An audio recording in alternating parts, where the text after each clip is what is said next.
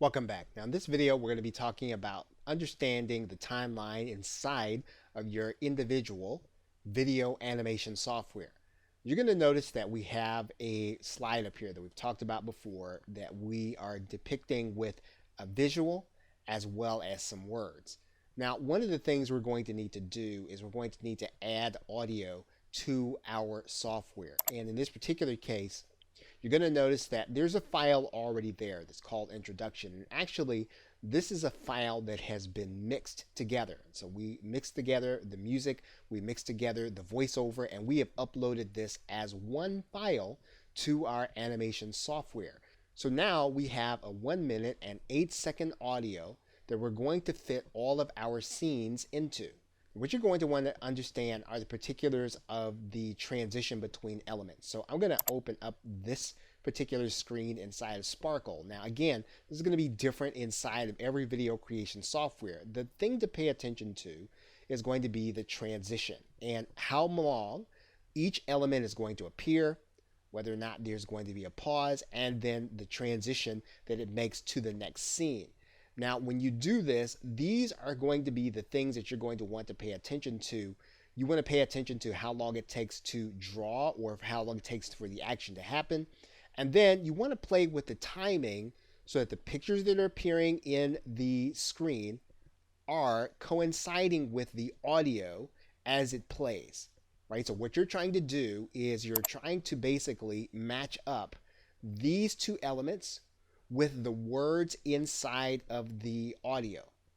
And then you want the whole thing to transition to the next scene. Remember, we are designing by scene so that when we pause between the slides, when we were doing the voiceover, we want there to be a little pause and then for the next scene to come up. And so when we design these slides, we're doing the timing. In every case, I'm going to open up this timing. And we're going to work with these elements inside of our video creation software so that they coincide with each scene that we design. We're then going to transition to the next scene. And so that is the process that you're going to want to work through every time you get to a scene. You're going to work with the elements, and you're going to want to make sure that they're playing with your audio. Now, in the case of Sparkle Video Scribe and just about any other video software, you can take each individual scene and you can actually play the audio. So, for example, we can play the audio to preview it just from what's happening here. What's needed for you to understand is the basic framework for marketing. Whether a company is doing internet. So as you can see here, what we're trying to do is we're trying to either slow down or speed up the drawing of the image to coincide with what's happening in the audio. That's what's important. And then we transition to the next scene. Marketing. And what we're going to do is we're going to keep working through each scene. We're going to look at the timing.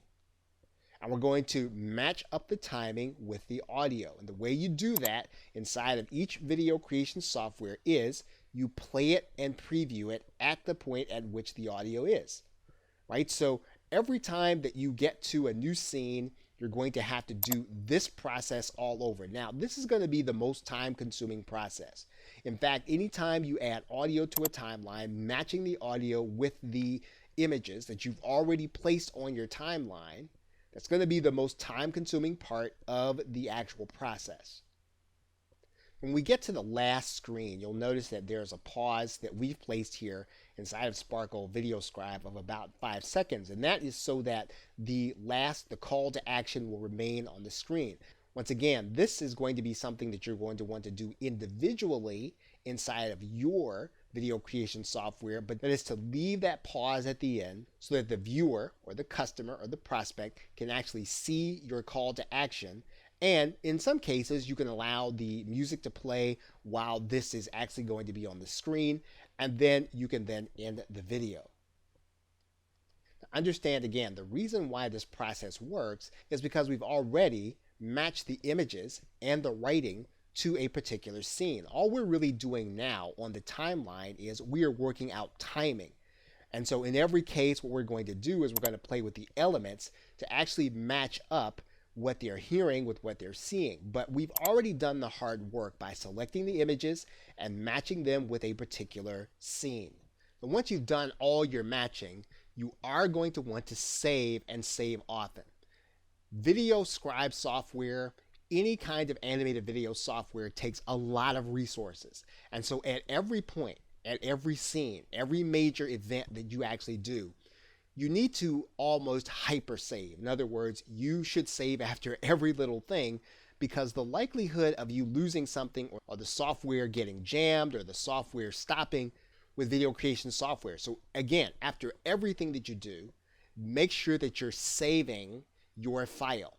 And then once you get to the end, what you're going to do is you're going to play the video clip to make sure it is what you actually want it to be. Okay, so with that, thanks, and I will see you in another video.